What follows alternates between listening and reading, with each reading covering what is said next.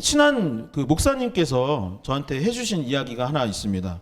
목사님께서 이전에 사역하셨던 교회에서 있었던 일인데요. 이 한 부부가 두 자녀와 함께 교회에 출석하고 있었다고 합니다. 그런데 이 가정의 특징이 무엇이냐면 보통 아이를 낳으면 어떻습니까? 너무 예쁘고 사랑스럽겠죠. 그래서 막 볼도 한번 쓰다듬어주고 머리도 쓰다듬어주고 안아주고 해야 될 터인데 이 가정은 특이하게 이 부모들이 아이들한테 반응을 보이지 않더래요. 그냥 옆에 있으면 있는가 보다 하고 말고 안아주지도 않고 뽀뽀도 안 해주고 머리도 안 쓰다듬어 주셔서 너무 좀 이상하다 했던 것이죠. 그리고 나중에 이제 둘째가 태어났는데 둘째가 났을 때는 어땠을까요? 예. 첫째도 안 그랬으니 둘째도 안 그랬다고 합니다. 둘째도 태어났는데 막 예뻐하지도 않고 아무 반응이 없더래요. 그런데 집에서는 안 그런가? 밖에서는 그렇지 않겠지. 교회에서만 쑥스러워서 그러겠지 싶었는데 신방을 가거나 동네 사람들의 이야기를 들어봐도 어디에서건 아이들을 잘 이렇게 만져주지도 않고 말도 걸어주지 않는 좀 독특한 가정이었던 것이죠. 그런데 이 가정에 좀 안 좋은 일이 있었어요. 그것이 무엇이냐면 아이에게 반응을 안 하니까 아이도 나중에는 부모에게 반응을 보이지 않더라는 것입니다. 부모한테만 반응을 안 보이는 것이 아니라 교회 학교 왔을 때도 말이 거의 없었대요. 사실은 말을 할 줄은 알고 있었는데 아이가 사람들에게 잘 말을 하지 않고 반응을 보이지 않아서 다들 좀 걱정을 했더랍니다. 그러면서 그 목사님이 뭐라고 하셨냐면 이도구 목사님 아들한테 많이 표현해 주라고. 사랑하면 많이 표현해 주고 많이 머리 쓰다듬어 주고 많이 안아주고 뽀뽀해 주라고 이야기해 주면서 그래야 아이의 표현이 풍성해지고 아이가 행복할 수 있다라는 조언을 해 주셨는데 제가 그러고 있는지 잘 모르겠습니다. 나름은 노력을 하고 있는데 애정 결핍이라는 말이 있습니다. 주로 유소년기에 부모로부터 애정을 받지 못한 경우에 애정 결핍이 있다라는 이야기를 해요. 그러니까 어린 시절 가정에서 부모의 사랑을 얼마나 받았느냐에 따라 애정이 충만한 아이도 있고 애정이 결핍된 사람들도 분명히 존재한다라는 것이죠. 그런데 이 아이들의 특징이 무엇이냐면 친밀한 관계를 잘 맺지 못한다는 것입니다. 애정을 받지 못하면 다른 사람들과 어울리면 좋은데 잘 어울리지 못하는 경우들이 있대요. 그리고 더 큰 문제는 무엇이냐면 자존감이 낮다라는 것입니다. 그래서 무엇인가 도전하고 새로운 것들을 경험해야 되는데 자존감이 낮다 보니 그러지 못하는 경우들이 참 많이 있다라고 합니다. 그런데 더 큰 문제는 이것이 해결되지 않은 상태에서 성인이 되면 성인 애정 결핍이 된다고 해요. 그래서 삶을 살아가는 가운데 다른 사람들에게 인정을 받거나 다른 사람에게 사랑받는 것을 굉장히 갈구하며 살아가기도 하고 아니면 애정을 받지 못했다라는 생각이 들면은 쉽게 분노하기도 한다고 합니다. 아니면 애정을 받기 위해서 거짓말을 하거나 연기하는 경우도 있는 것이죠. 이 결핍이 있다라는 것이 이토록 사람을 목마르게 하고 이제 갈증을 느끼게 하고 뭔가 슬프고 외롭고 힘들게 하는 경우들이 있는 것을 보게 되는 것이죠. 그런데 이런 결핍과 목마름은 단지 애정에서만 이루어지는 것은 아닙니다. 심리학에서는 보통 이 부모의 유년 시절 부모에게 받은 사랑이 크냐 적냐 이것을 가지고 결핍 상태에 있는가 아닌가를 판단하곤 하지만 성인이 된 이후에 우리가 살아가면서 보면은 남과 비교하기도 하고 또한 다른 사람들의 어떤 잘 되는 것을 보면서 스스로 결핍을 느끼는 경우들이 참 많이 있습니다. 어떤 사람은 학력을 통해서 내가 결핍하다라고 이야기하는 경우들이 있습니다. 내가 좋은 대학에 가거나 아니면 어떤 학력이 뭐 석사도 하고 박사도 하면 좋은데 그러지 못한 것에 있어서 자신을 낮게 여기기도 하고 결핍을 느끼게 되는 경우들도 있죠. 어떤 사람은 물질의 목마름을 가지는 사람들도 있습니다. 여러분 얼마를 벌고 어떤 아파트에 살고 어떤 자동차를 타야 만족을 할 수 있습니까? 이만큼 이루면 사실 그 위에 또 무엇이 있기 때문에 그것으로 만족을 누리고자 하는 사람은 계속 이 갈증 상태에서 살아가는 것이죠. 또 어떤 사람은 명예와 권력의 목마름이 있기도 합니다. 그래서 높은 사람이 되기도 하고 최고 권력자가 되기도 하는데 그들의 이후의 이야기를 들어보면 더 외로웠고 비참한 삶을 살았노라고 고백하는 경우들도 있죠. 우리가 갈구하고 뭔가 채우려 하고 뭔가 또 채우려고 하는 그것들이 도리어 우리를 결핍으로 만들고 목마름 가운데 있게 하고 더욱더 갈증을 느끼게 하는 경우들이 참 많이 있는 것을 보게 되는 것이죠. 목말라서 이 물 마시면 해결이 될 것이라고 해서 마셨는데 알고 봤더니 바닷물이더라, 소금물이더라 라고 살아가며 고백하고 있는 것입니다. 그런데 이는 단지 현대를 살아가는 우리들만의 갈증, 결핍이 아닙니다. 성경을 보게 되면은 결핍과 목마름 가운데 살아갔던 많은 사람들이 있음을 보게 되죠. 아담과 하와는 하나님처럼 되고 싶었던 결핍, 갈망이 있었습니다. 아브라함은 훗날 그 목적한 대로 되기는 했지만 자녀에 대한 목마름, 또한 부자가 됐고 땅을 차지하고 싶은 마음 가운데 살아갔었죠. 가인과 아벨 사이에 가인은 인정 욕구가 굉장히 강해서 결국 인정받지 못했다 생각했을 때 동생을 쳐서 죽이기도 하였고, 야곱은 형의 장자권에 탐이 나서 결국 가정을 파탄시키게 하고 말았습니다. 요셉의 이 보디발의 집에 갔을 때 보디발의 아내는 젊은 요셉을 차지하고 싶었고, 다윗은 우리아의 아내를 탐하는 죄에 빠지기도 하였습니다. 압살롬은 아버지의 권력에 목말라 했었고, 아합은 다 가진 왕이었음에도 불구하고 하나 가지지 못하였던 나봇의 포도원에 대한 갈증, 갈망, 결핍 가운데 결국 살인사건을 일으키고 말았던 것이죠. 성도 여러분, 결핍, 목마름이 이토록 무섭고 어렵게 하는 것입니다. 그렇다면 우리는 어떻게 이 목마름 가운데서 해갈을 얻을 수 있을까요? 목마르고 목말라서 물을 마시고 모셨는데 세상의 것들을 아무리 채워도 사실은 소금물이었다는 것처럼 살아가는 이 삶 가운데 우리는 무엇을 마시고 무엇을 채워야 진정한 기쁨과 은혜를 누리며 살아갈 수 있겠습니까? 우리 인생 가운데 진정한 충만함, 진정한 가득함을 어떻게 이룰 수 있는 것일까요? 이 오늘 말씀을 보면은 이 사마리아라는 곳에 이 수가성이 있었는데 이 수가성에 한 여인이 등장하는 게 됩니다. 이 여인은 누구보다도 큰 갈망, 갈증, 결핍 가운데 살아가고 있었습니다. 성경에는 이 여인이 무엇이 문제였는지, 왜 그토록 목말라 하였는지에 관해서는 기록되지 않았습니다. 왜 그럴까요? 사람들이 보통 상담을 받으러 가거나 병원을 가게 되면 보통 과거의 일들을 추적하는 경우들이 많습니다. 그래서 그 원인을 찾으려고 하죠. 내가 어렸을 때 사랑을 받지 못해서 지금 내가 이렇게 결핍되어 있고 힘들어합니다. 어렸을 때 어떤 상처 때문에 내가 이렇게 힘듭니다 라고 하는데, 사실은 그 과거로 돌아가서 그것을 해결할 수 있을까요? 어느 정도 위로가 될 수 있을지 모르지만 사실은 그것을 완전히 해결할 수는 없는 것입니다. 그렇기 때문에 과거에 이 여인이 어떠한 이유 때문에 문제가 있었다, 이런 것에 관해서는 성경은 말을 하지 않고 있는 것이죠. 그저 인간은 죄인이고 그저 죄인이기 때문에 뭔가 채우고자 욕망하는 것들이 가득하다고 말할 뿐인 것입니다. 그런데 이 여인이 문제가 무엇이었냐면, 단지 이 여인이 목마름이 이 자신의 것으로 끝나는 것이 아니었어요. 이 문제가 무엇이었냐면 이 사마리아라는 지역이 주는 갈망이 첫 번째 있었습니다. 뭐라고요? 지역이 주는 갈망이, 갈증이 있었던 것이죠. 여러분, 우리도 보면은 뭐 학군이 어떻다, 어느 동네에 산다, 이런 것들을 내세우고 그것을 자랑하는 경우들이 있는데, 당시 사마리아는 굉장히 갈망이 넘치고 갈증 가운데, 목마름 가운데 있는 지역이었습니다. 당시 이스라엘의 사람들은 외국인들을 인정하지 않았어요. 근데 외국인들은 이스라엘을 인정했느냐? 인정하지도 않았습니다. 서로 인정하지 않는 상태에서 사마리아에 사는 사람은 누구였냐면 이 이방 사람과 유대인 사이에서 결혼한 혼혈 사람들이 거주하는 지역이었어요. 그러니까 사마리아 사람들은 유대인에도 속하지 못하고 이방인에도 속하지 못하니 완전 외톨이 가운데 고립되어 살아가고 있었던 것입니다. 그런데 그 가운데 이 여인은 또 무엇이 문제였냐면, 아마도 마음이 뻥 뚫려 있는 갈증 상태에 있었던 것으로 보입니다.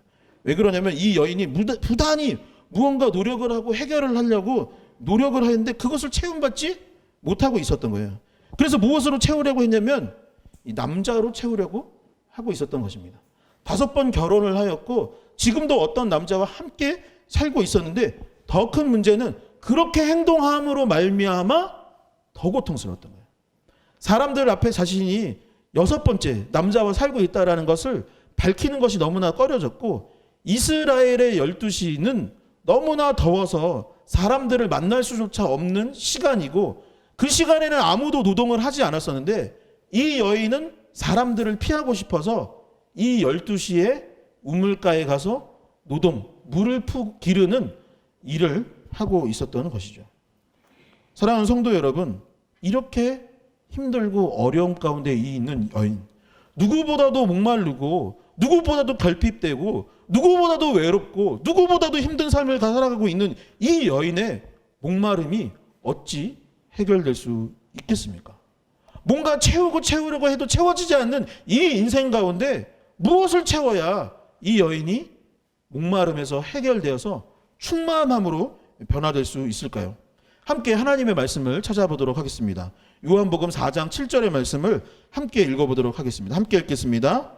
사마리아 여자 한 사람이 물을 기르러 왔음에 예수께서 물을 좀 달라 하시니. 아멘. 사마리아 여자 한 사람이 물을 기르러 왔는데 그곳에 누가 나타났다? 예수님이 나타났다고 본문은 이야기하고 있습니다. 조금 전 말씀드렸던 것이 사마리아 지역은 외톨이 같은 지역입니다. 동네로 따지면 가장 안 좋은 동네예요. 그래서 유대인 사람들이 사마리아 지역을 가지도 않는 상태였어요. 그런데 본문을 보게 되면 예수님이 뭐라고 했냐면 유대를 떠나서 갈릴리로 가는데 돌아서 가고 피해서 가도 되는데 굳이 예수님이 사마리아로 가게 됐던 것입니다. 누구를 만나러 가셨던 걸까요? 그렇죠? 힘들고 어려움 가운데 갈증을 느끼고 있는 이 여인을 만나기 위하여서 예수님은 갔던 것입니다. 아까 말했듯이 사마리아는 정말 아무도 가고 싶어 하지 않는 지역입니다. 혼혈이라고 하면서 어디에도 속하지 않은 사람이고 부정한 땅이라고 여겨지는 그곳인데 그 목마름 가운데 있는 지역, 그 힘든 가운데 있는 그 여인을 만나기 위하여서 예수님이 찾아갔던 것이죠. 그리고 아까 말했듯 이 여인은 그들 중에서도 가장 결핍된 사람이었습니다. 너무나도 힘들고 어려운 상황 가운데 있는데 주변에 누구라도 찾아와서 이런 말 하면 어땠을까요? 아니야, 괜찮아. 너 사마리아 살고 있지만 괜찮아. 너 이 동네 살고 있지만 괜찮아. 너 그래, 지금 결혼 5번 하고 6번째 어떤 남자를 만나고 있지만 그래, 너 인생이 힘들었겠지 하면서 위로하는 사람이 있었으면 좋겠지만 단 한 사람도 없는 상황이었던 것입니다. 그런데 예수님은 그런 사마리아를 향해 갔고 사마리아에서 가장 목마르고 가장 결핍되어 있다 말할 수 있는 이 여인을 찾아가 만나주셨다라는 것입니다. 그리고 이 만남이 있었기 때문에 목마름이 해결될 수 있었던 것이죠. 누구를 만나서 목마름이 해결됐다고요? 이도구 목사요? 옆에 있는 친구요? 아닙니다. 예수님을 만났기 때문에 이 여인의 문제가 해결되기 시작했던 것입니다. 그곳에 있는 우물에서 물을 퍼 마셔서 해결이 된 것이 아닙니다. 그 남자를 만나서 해결이 된 것이 아니에요. 누구 때문에? 예수님 때문에. 예수님을 만났기 때문에 이 여인의 문제가 해결되어지고 이 만남이 결핍에서 충만함으로 넘어가는 첫 번째 열쇠가 될 수 있었던 것이죠. 이방인의 사도요, 신약 성경 중에 가장 많은 분량을 썼던 사도 바울, 선교의 문을 활짝 열었던 이 사도 바울이 사실은 과거에는 굉장히 악한 사람, 그리고 영적인 결핍 가운데 사랑으로 충만하지 못한 가운데 살아갔던 악인이었습니다. 바울은 스스로에 대해서 뭐라고 했었냐면 나는 죄인 중에 괴수였다 라고 표현할 만큼 과거의 삶은 너무나도 최악의 삶을 살고 있었던 사람이었던 것이죠. 사람들을 공격하고 잡아서 죽이는 일까지 했던 사람이 바로 바울입니다. 사랑과 진리를 알지 못해 텅 비어있는 마음을 갖고 살아가며 그 증오와 그 원망을 그리스도인들에게 풀고자 나갔던 사람이었습니다. 그런데 그 사도 바울이 언제 어떻게 하여 변화되었죠? 수양을 해서 뭐 해서 그랬을까요? 아니면 뭘 채워서 그랬을까요? 바울이 학력이 좋아서 그럴까요? 아니면 좋은 동네에 살아서 그랬을까요? 좋은 무언가를 사서 그랬을까요? 그렇지 않습니다. 다메섹 도상을 가는 중에 예수 그리스도를 만나면서 그의 삶이 변화되기 시작했던 것이죠. 베드로는 어부였는데 물고기를 못 잡았습니다. 자기 직업에서 뭔가 나타내지 못한다는 것은 너무나도 결핍된 일이고 너무나도 부족하고 속상한 일입니다. 예수님을 만나던 그날도 베드로는 그물을 던졌지만 허탕뿐이었던 것이죠. 어부인데 물고기를 잡지 못하는 최악의 상태에 있었던 것이 바로 베드로입니다. 그런데 이 허탐쳤던 날 베드로는 누구를 만났습니까? 그래요. 예수님을 만났던 것입니다. 예수님을 만났고 예수님을 만남으로 말미암아 나는 그동안 물고기 잡는 어부인 줄 알았는데 나의 비전, 나의 일은 이것이 아니구나. 내가 바로 사람 낚는 어부라는 것을 누구를 만났을 때요? 예수님을 만난 그 순간 깨닫고 알게 되었던 것이죠. 많은 사람들이 애정 결핍이 있다고 합니다. 어려서부터 사랑받지 못했기 때문에 현재 내가 이렇게 살아간다라고 이야기합니다. 명예, 학력, 물질, 관계의 결핍이 나를 힘들게 만든다라고 말을 하죠. 그런데 지난 날을 어찌 하겠습니까? 지난 날을 어찌 하겠어요? 우리는 과거로 돌아갈 수도 없고 또 현재 가운데 아무리 채운다고 해도 세상 가운데 만족을 주는 것은 사실 단 한 가지도 없는 것입니다. 그러나 충만함으로 변화될 수 있는 유일한 길이 있으니 그것은 무엇입니까? 우리를 죽기까지 사랑해. 과거에 누가 나를 사랑하지 못했을지 모르지만 지금 현재 나를 죽기까지 사랑하여 주시는 주님을 만난다면, 그분이 나와 함께하여 주신다는 것을 믿는다면 우리는 충만한 가운데 있는 것이죠. 저 물질적인 것, 세상의 것을 아무리 채우려고 해도 채워집니까? 노력한다고 채워지나요? 채워지지 않는 그것을 누가 주실 수 있죠? 모든 우주를 창조하시고 다스리시며 하늘로부터 온갖 좋은 것을 주실 수 있는 그 예수 그리스도께서 나를 만나 주시고 나와 함께하여 주신다면 우리는 결핍에서 충만함으로 변화될 수 있는 것입니다. 옆에 분들을 축복할 수 있었으면 좋겠습니다. 예수님과 함께면 충만합니다. 예수님과 함께하면 충만합니다. 다시 앞뒤 분들에게 예수님과 함께하면 충만합니다. 충만합니다. 주님을 만남으로 또한 주님과 함께함으로 말미암아 결핍이 아닌 충만한 삶을 살아갈 수 있는 저와 여러분들 되시기를 주님의 이름으로 간절히 축원합니다. 자, 이제 예수님을 여인이 만났습니다. 그것만으로도 충만하고 그것만으로도 너무나 감사한 일이죠. 그런데 예수님을 만난 이후에 우리가 어찌 살아야 하는지 예수님께서는 추가적으로 이 여인에게 설명해 주신 본문이 바로 오늘 본문에 기록되어 있습니다. 결핍의 문제, 목마름의 문제를 해결하고 정말로 넘치는 은혜를 누리며 기쁨 가운데 살아갈 수 있는 방법이 무엇인지 함께 요한복음 4장 14절의 말씀을 함께 읽어보도록 하겠습니다. 함께 읽겠습니다. 내가 주는 물을 마시는 자는 영원히 목마르지 아니하리니 내가 주는 물은 그 속에서 영생하도록 솟아나는 샘물이 되리라. 아멘.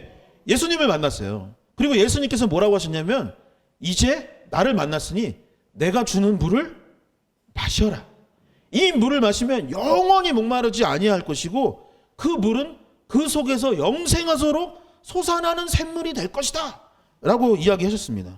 이 요한복음에서 물이라는 표현은 보통 두 가지로 해석이 되는데 첫 번째는 무엇이냐면 정화, 깨끗게 하는 것을 이야기할 때 물을 이야기합니다. 그래서 세례를 준다는 것은 무엇입니까? 물에 담가지고 씻김 받아서 정화되고 깨끗해짐을 이야기하는 것이죠. 그리고 요한복음에서 또 물에 대한 표현이 두 번째 의미가 있는데 그것은 무엇이냐면 성령 하나님을 의미합니다. 다시 한번 본문을 읽어볼게요. 물을 마시는 자는 영원히 목마르지 아니하리니 내가 주는 물은 그 속에서 영생하도록 솟아나는 샘물이 되리라. 아멘. 아멘. 아멘. 여러분 그렇다면 이 본문을 봤을 때 내용으로 봤을 때 정화, 깨끗함의 의미라기보다는 이 본문의 의미를 생각해 본다면 충만함, 영적인 충만함, 성령의 충만함을 의미한다고 볼 수 있습니다.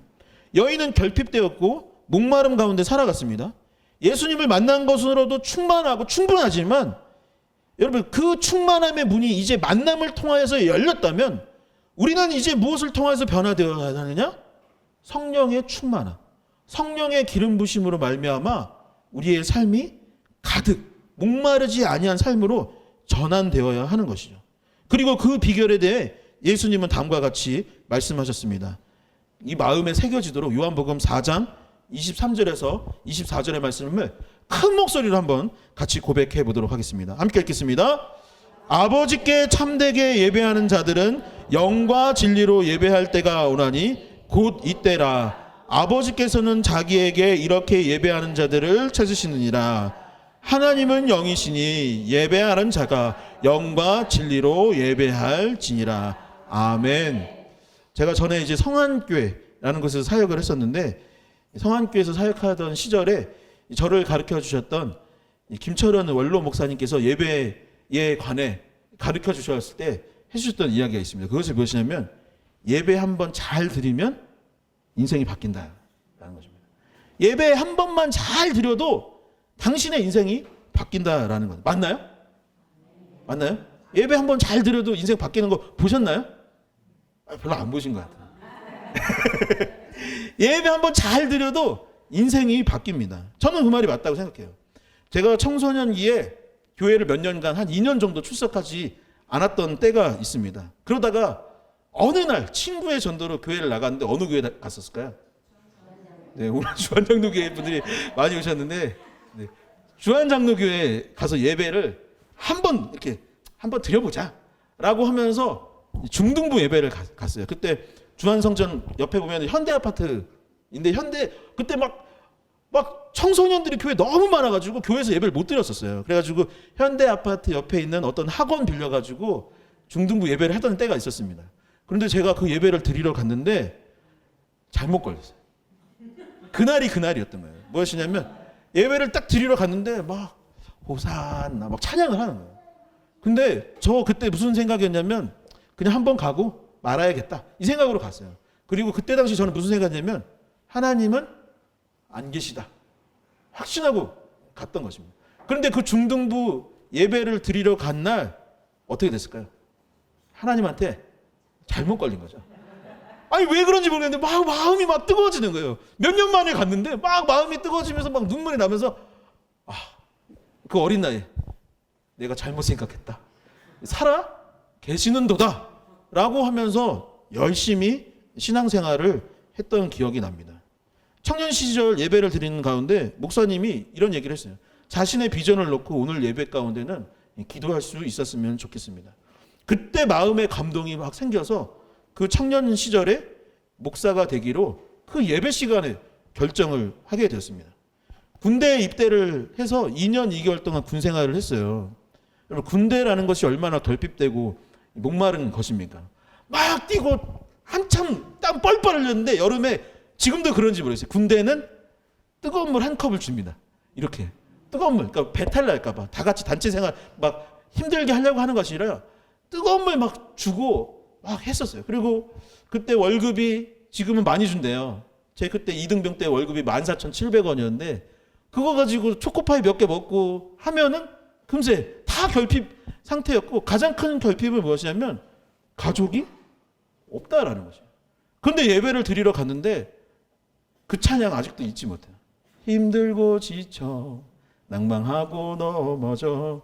그래서 찬양의 그 가사가 뭐냐면 너는 내 아들이라, 너는 내 아들이라 라는 찬양을 함께 그 예배 시간에 부르면서 그때 아차 하고 깨달았던 것은 무엇이냐면 우리 육신의 아버지 이종욱 안수 집사님은 여기 안 계시지만 나의 영혼의 아버지 하나님이 이 2년 2개월 동안 나와 함께 하시는구나 라는 것을 깨닫고 군생활을 열심히 할 수 있게 되었던 것입니다.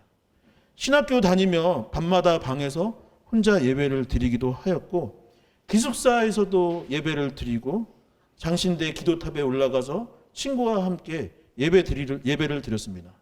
금요철에는 영적 성장의 시간이었고, 어느 순간부터는 혼자 산책하고 걷는 순간에도, 하늘을 보고 바다를 보는 그 순간에도 하나님을 예배하고 기도하며 살게 되었던 것이죠.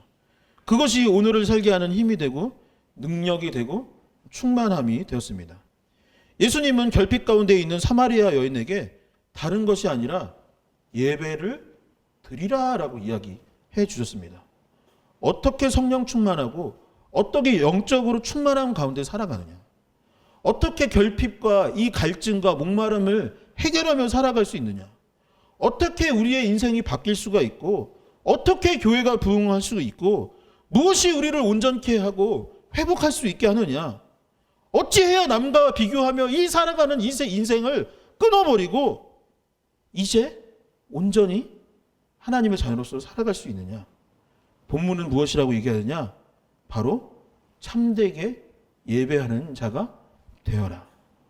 다른 것으로 예배드리지 말고 영과 진리로 예배를 드려라. 하나님께서 성령의 충만함을, 성령님 하나님을 사모하는 마음을 가지고 임재를 기대하며 기도하고 찬양을 해라. 다른 것으로 예배하지 말고 진리 가운데 예배를 드려라. 하나님 말씀 붙들고 예수 그리스도께서 전하신 이 말씀 붙들고 예배를 드려라.